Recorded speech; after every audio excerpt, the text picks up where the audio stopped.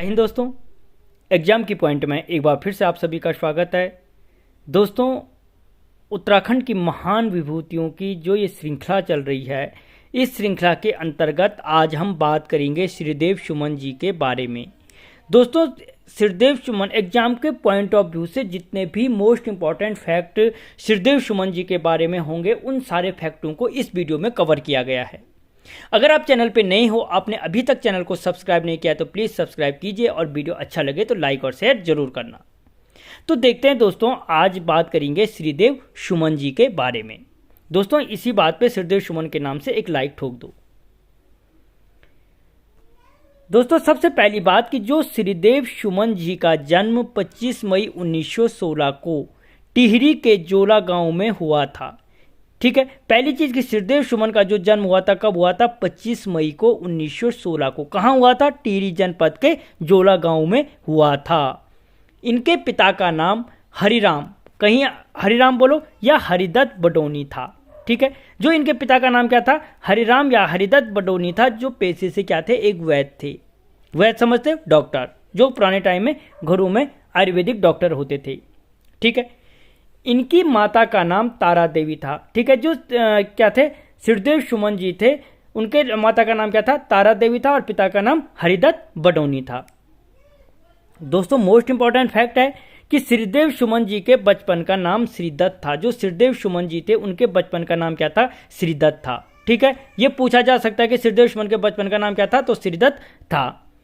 श्रीदेव सुमन जी की पत्नी का नाम बिनाय लक्ष्मी था। ठीक है, अगला फैक्ट, 1930 में 14 वर्ष की आयु में नमक सत्याग्रह में भाग लिया, जिसमें 15 दिन का कारावास हुआ। यानी जो श्रीदेव सुमन जी थे, उन्होंने नमक सत्याग्रह आंदोलन में, नमक सत्याग्रह कब हुआ था? 1903 में भाग लिया था। कितने वर्ष की उम्र में? 14 वर्ष की उम्र में भाग लिया था। ठीक है दोस्तों, ये मोस्ट इंपॉर्टेंट फैक्ट एग्जाम के पॉइंट ऑफ व्यू से कि श्रीदेव सुमन जी की कविता संग्रह सुमन सौरभ। ठीक है, अगर पूछा जाए कि सुमन सौरभ के रचनाकार कौन है, तो श्रीदेव सुमन जी हैं, या श्रीदेव सुमन की कविता संग्रह का नाम क्या है, तो सुमन सौरभ है। ठीक है, और कब प्रकाशित हुई थी? तो 1937 में प्रकाशित हुई थी। यानी श्रीदेव सुमन जी की जो कविता संग्रह है सुमन सौरभ, वो 1937 में प्रकाशित हुई थी। जो अगला फैक्ट है, साहित्य रत्न प्रभाकर साहित्यिक ग्रंथ के लेखक श्रीदेव सुमन जी हैं। अगर पूछा जाता है कि साहित्य रत्न प्रभाकर के लेखक कौन है, तो श्रीदेव सुमन हैं। ठीक है, यानी जो साहित्यिक रत्न प्रभाकर साहित्यिक ग्रंथ है, वो किसका ग्रंथ है? श्रीदेव सुमन जी का ग्रंथ है। अगला फैक्ट, पृथक राज्य की मांग के लिए श्रीदेव सुमन जी ने दिल्ली में गर्देश सेवा संघ की स्थापना, ठीक है, दिल्ली में की थी। दो बार हो गए। यानी जो पृथक राज्य की मांग के लिए अगर पूछा जाता है गर्देश सेवा संघ की स्थापना किसने की थी, तो श्रीदेव सुमन ने की थी। और गर्देश सेवा संघ की स्थापना कहाँ पे की गई थी, तो दिल्ली में की गई थी गर्देश सेवा संघ की स्थापना। अगला फैक्ट, सुमन जी के प्रयासों से देहरादून में 23 जनवरी 1939 में टिहरी राज्य प्रजामंडल की स्थापना की गई। यानी जो टिहरी राज्य प्रजामंडल की स्थापना की गई थी, किसके प्रयासों से की गई थी? श्रीदेव सुमन जी के प्रयासों से की गई थी। और अगर क्वेश्चन पूछा जाता है कि टिहरी राज्य प्रजामंडल की स्थापना कहाँ की गई थी, तो देहरादून में की गई थी। कब की गई थी? तो याद रखना, 23 जनवरी 1939 को की गई थी। किसकी? टिहरी राज्य प्रजामंडल की स्थापना। ठीक है, कब की गई? 23 जनवरी 1939 को की गई थी। अगला जो फैक्ट है, श्रीदेव सुमन जी पर राजद्रोह का मुकदमा 21 फरवरी 1944 में टिहरी शासक नरेंद्र शाह के कार्यकाल में चलाया गया था। यानी जो श्रीदेव सुमन जी पर राजद्रोह का मुकदमा था, किस पंवार शासक के कार्यकाल में चलाए गए? नरेंद्र शाह के कार्यकाल में चलाए गए। और कब चलाए गए? तो 21 फरवरी 1944 को चलाए गए। याद रखना, कब चलाए गए? 21 फरवरी 1944 को चलाया गया था।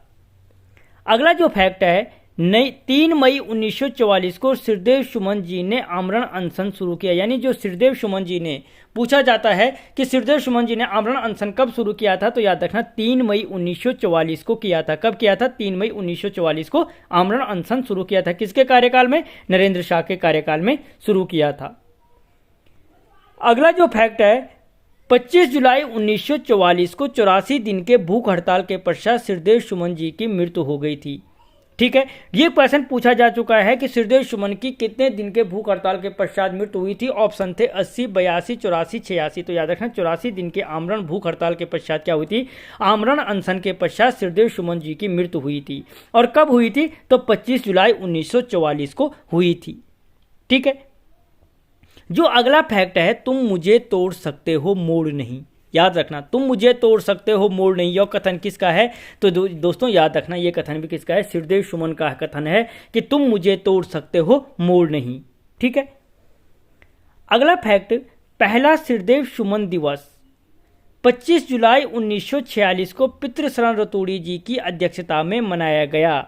ठीक है, यानी जो पहला श्रीदेव सुमन दिवस था कब मनाया गया, 25 जुलाई 1946 को मनाया गया। और किसकी अध्यक्षता में मनाया गया, तो पितृशरण रतूड़ी जी की अध्यक्षता में मनाया गया था। ठीक है, तो दोस्तों इस वीडियो में हमने श्रीदेव सुमन से संबंधित जितने भी मोस्ट इंपॉर्टेंट फैक्ट थे सारे कवर किए, और मिलूंगा एक अन्य उत्तराखंड की महान विभूति के साथ। तब तक जय हिंद।